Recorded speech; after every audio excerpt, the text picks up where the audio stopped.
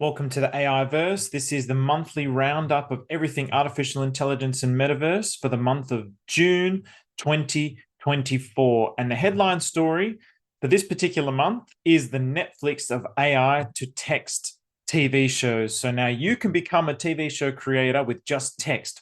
Also, some other cool text to AI content creation, as well as some updates in Meta, Microsoft, and Apple, and then some big innovations in AI robotics. Also, a very minor metaverse update with something that's emerging on Pulsechain, as well as a roundup of artificial intelligence related investments. So with that, let's get into the share screen and let's start with the very first thing. You can see the screen. You can see the screen vibrating at the moment. You can see my face changing colors. So this is showrunner.xyz. So basically, as simple as this, you're able to create your TV shows with text to TV shows. So you can sign up to the waiting list here, and basically all you're doing is in a matter of minutes, you can create a TV show. Now, I don't know how long these particular shows go for, but there's already things that are being produced at the moment. So this is very, very cool. This is very exciting. So again, what I love about artificial intelligence from day one is it really democratizes the whole process of content creation. It makes it accessible to everyone. You don't need to be a multi-billion-dollar media company or studio to be able to create content anymore. And so this is something that I'm going to be very much keeping my eye out on, because people have a lot of creativity, but they don't have the means with which to actually create it. So this is where we can leverage the power of artificial intelligence. So this was by far my favorite story of the month of June. We also had China's Kuaishai AI-powered video generator, which can create 1080p clips up to 2 minutes long. So the competition is ramping up. Basically, more and more of these things are being produced, which is really, really good for competition all across the board. So the more that there is, the better it's going to be to drive the innovation up and to drive the cost down. We also had, for the very first time, the Tribeca Film Festival, the 2024 Tribeca Film Festival. So OpenAI's Sora featured within the Tribeca Film Festival. So they created some shorts with Sora. So if you don't know, Sora is basically OpenAI's text to video. So this here is one particular video. So I'm not going to play these videos. I have played it on previous videos, so you can check out that video here where I went into the release of that. So essentially what it was is they had shorts where the Tribeca Film Festival announced it, and a bunch of filmmakers were able to make original films with AI-based application Sora. And it hasn't been released yet, but obviously by now it has been released. So these are some pretty quality. I'm not hugely into film in the sense of knowing all the names, but if you know the names, then I'm sure that you're familiar with these types of people. So it's just very cool now that it's being accepted by film festivals, and it's also being accepted by Hollywood. Now, this particular one here, I'm actually going to share my screen properly so the video shows properly. So I'm going to optimize for video clip because I want to share this one. So this is a text to game. So now, again, with the text to content creation, this is text to game. So I'm not going to play the full thing, but I'm just going to play just a minute so you can get a rough idea. As artificial intelligence transforms the creative landscape, a new platform just emerged that empowers anyone to craft their own games or even earn money from their creations. Introducing FRVR AI, a groundbreaking platform designed to empower creators to build games a better way, regardless of their level of experience in game creation and development. On top of that, the platform features a user-friendly interface, which allows creators to build games effortlessly, without requiring any coding knowledge at all. Whether on a computer, tablet, or smartphone, FRVR AI is accessible across devices. So I'm going to actually share the link to all the information here so you can have a look at the full video here. But very, very cool. The popularity of games like Minecraft and Roblox amongst young people is huge. They're wildly popular games, and free-to-play games like Fortnite, for example, as well, where people are actually able to make money from these games. So this is something that's going to present a whole new field of economics for the growing generation. When we grew up playing video games, our parents would often scold us for playing video games, but these days people are making lots of money just from playing video games. But now the whole concept of play to earn, and now you can actually create video games and you can sell those video games. This is a very, very exciting opportunity. And there's already a thirst for that, like I said, with games like Roblox and Minecraft. So this is going to be something that I'm going to definitely keep my eye on, because this is going to lead into what the metaverse is going to be all about. So obviously, one of the big things that I love about everything to do with artificial intelligence and metaverse is these kind of stories. So this is the underdog. So this guy here from the age of 16, again, I'm going to share this link here. I won't play this, but it's got 1 million views already over five months old. And David Park here went from a broke kid in his parents' basements to building a company now worth over $25 million by leveraging the power of artificial intelligence. So this is what AI is here to do. It's here to help the everyday person leverage all the intelligence in the world to be able to create businesses, create ideas. You don't need to make companies with hundreds of people. You can actually just create these ideas with just yourself and artificial intelligence. So this is the real power that artificial intelligence is bringing to the world. So I love this story. So I would recommend checking this video out as well. So now on to the next series of stories. So Waymo, I didn't know anything about this, but how cool is this? Waymo One is now open to everyone in San Francisco. So Waymo One is a driverless car app. So just like Uber, Waymo One, basically you can order a driverless car through the app. And so now what they've done is they've started from today, anyone can do this in San Francisco. So rain, shine, or Carl the fog, just download the app and ride. We've been operating in San Francisco. So they've been operating for years, but they've been scaling their services over time, tens of thousands of weekly trips. And now the service provides safe, sustainable, and reliable transportation to locals and visitors to the city alike. Now it's available to anyone, so 24/7. So this is very cool. This kind of technology is fantastic. Obviously, there's Google's who's using these types of devices on top of the car. I know also Tesla is very big in self-driving automation. So this is only going to be something that's going to get more and more advanced.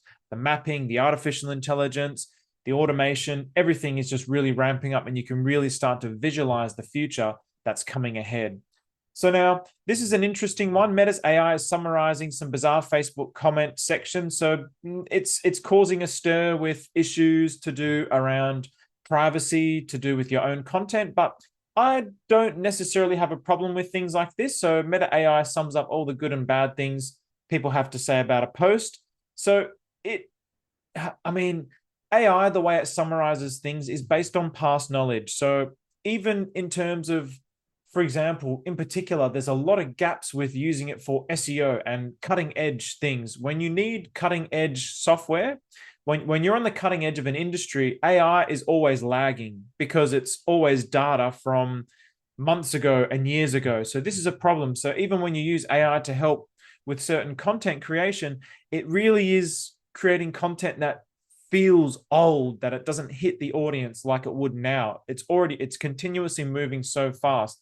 So AI, if anything, can help you keep up with the trends. And so I don't mind something like this, but people are kicking up a fuss around the privacy of their comments and using Meta using their data. I mean, it's there on the public anyway, and utilizing your data to provide better services to you. I'm all for something like this, a symbiotic relationship between myself and technology. I want the technology to know what I'm thinking and what I'm doing without me having to ask it and prompt it all the time. So I don't mind these kinds of ideas. What I do mind is something like this. So Microsoft Recall, there was a big fuss about this and they ended up recalling this. So basically what it was, it would continuously take screen records, screen captures, screenshots of everything that you're doing on your computer. So this is something where it kicked up a big issue with privacy. So security experts, it doesn't hide your passwords or anything like this. And they called it a security disaster because it gives hackers the opportunity to steal everything you've ever typed or viewed on your Windows PC. So this is something that I thought was an issue. I liked the concept behind it, what they were trying to do. They were trying to help you learn, but really, a lot of these companies really dress up these ideas as ways of kind of hoarding data from people. So I'm really glad this got recalled because I don't like the idea of, there's private conversations that you have with people that you don't, one-on-ones and You don't want your passwords, your bank passwords, all of these things, your cryptocurrency passwords. I do not want that being visible on any computer. I do not want any chance whatsoever that that can be viewed by anyone but me. So even though it's stored on the computer, it still presents a security risk. Apple, so some big updates with Apple. So Apple did their big updates at the WWDC conference, and they unveiled a whole bunch of updates. So Apple Intelligence system that puts powerful generative models right at the core of your iPhone, iPad, and Mac. It will enable new capabilities across Apple's apps and comes with a big emphasis on security. It will use contextual data to answer Apple users' questions and will automatically defer to OpenAI's ChatGPT. So they've really integrated with ChatGPT. So they've partnered with OpenAI. There's been Siri updates. There's been iOS updates. And essentially what this all means is, here's a list of a lot of the updates. So Siri gets AI smart updates.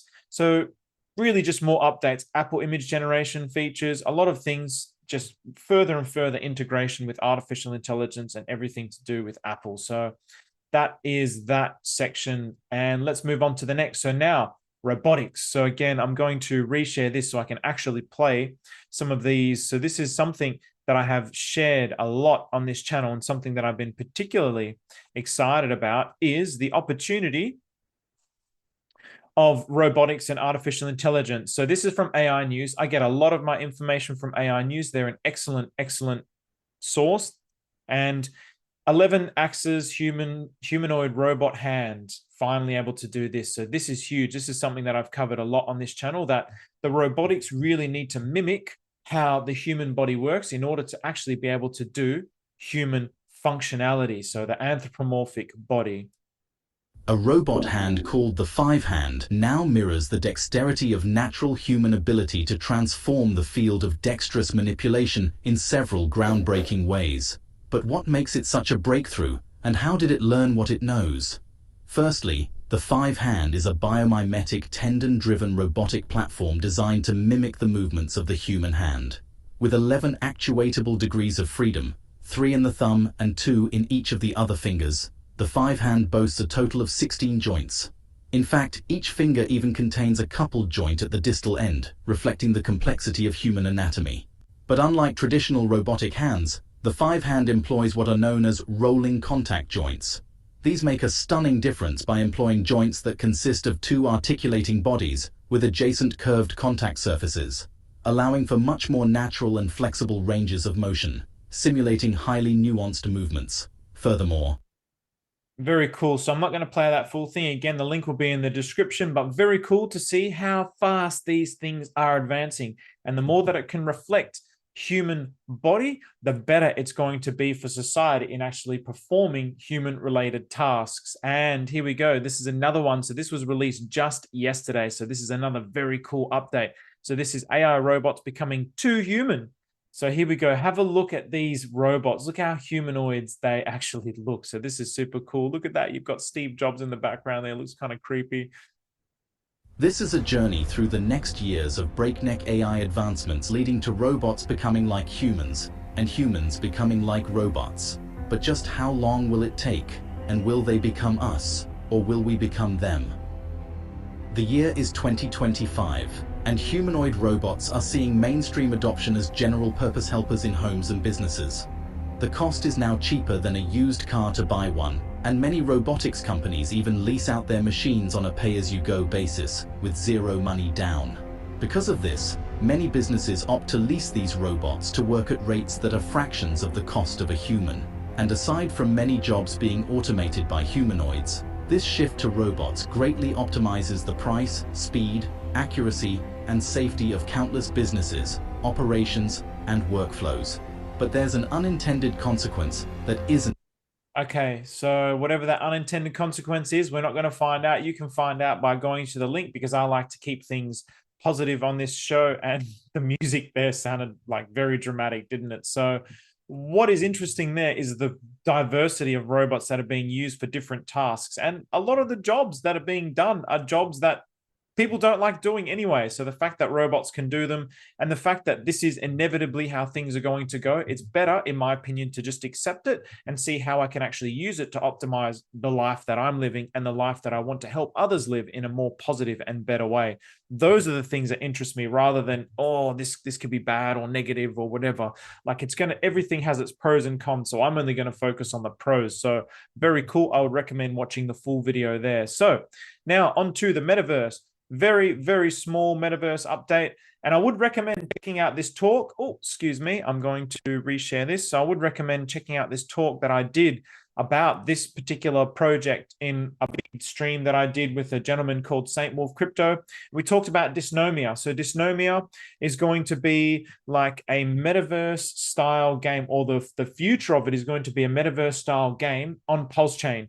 So no one has really been able to knock out of the park a metaverse style game. They've all been very arbitrary, and the visuals aren't that great. And honestly, this is also probably not something that I'd consider to be like exceptional by any stretch of the imagination. This is a text-based game, and so this is the extent of the visuals.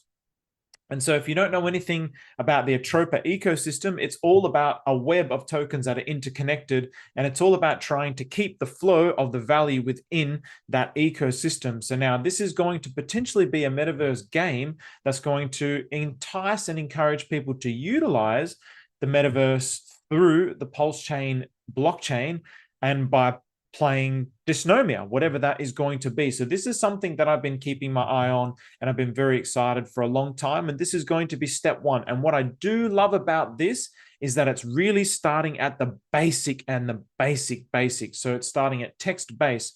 So if they can nail text base, then I imagine they can start to scale up, because at the moment, metaverse style games and play to earn style games, they haven't been able to synergize the functionality of a fun game versus the economics of play to earn. They haven't been able to synergize that. There's always been an imbalance where basically you're losing the fun of the game in order to earn too much, or basically you can, in a way, like, not hack the game, but by being able to earn too much, it kind of ruins the effects of the game, because it just becomes like money. So if you look at something like Axie Infinity, where it started out really well and it was really good for the economy in the Philippines, but after a while, with outside influence into it, people were actually able to play that and earn a living off that, because they're getting a higher wage than they were by working in the Philippines, which has its pros and cons as well.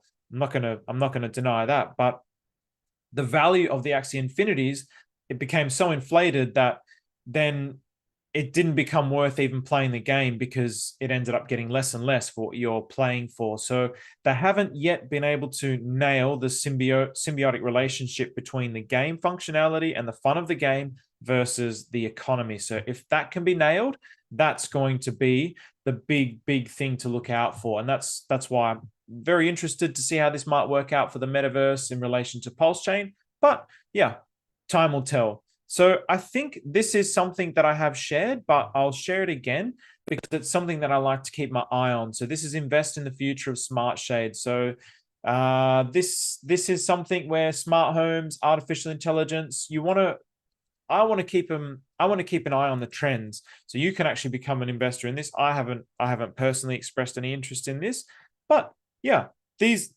are the things that I like to look out for, because you want to get in at the ground floor. You don't want to get in when everything's already, you don't want to get in on Nvidia now or Apple or Metaverse. I mean, they're blue chips now. You might want to get in, but they're at their all-time highs. It's really quite a risk. So these are 4 artificial intelligence tokens that I've been tracking. So I've looked at them here over the last 3 months. So we had a big downturn. So we had a peak here at the end of May, and then we've had a downturn, and things are starting to slowly look like they're trending up.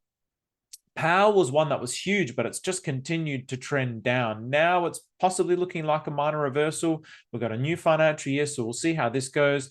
Numeraire, same thing. This just keeps continuing to trend down. So everything in cryptocurrency, all the altcoins are really going down. So again, you want to be buying when everybody is selling. You want to be getting it as low as possible. And as usual, you can actually have a look at the full artificial intelligence list here on the on CoinGecko rather. So with that, not a very long episode. I'm trying to keep these more clear, more concise. Hopefully you enjoyed that. What was your favorite part? What's got you most excited? Again, my favorite was clearly Showrunner. That was awesome. I think that is going to be something that's very, very interesting. I mean, you think about shows like Rick and Morty, so crazy, so unique, so wild, and it's conceived by someone, but then they have the resources and the capital to actually produce it. What if you could come up with a really cool show? You have a dream and you're like, wow, that would be amazing. But then you wake up in the morning, it's like, but how am I going to do this? I don't have the capital. I don't have the time.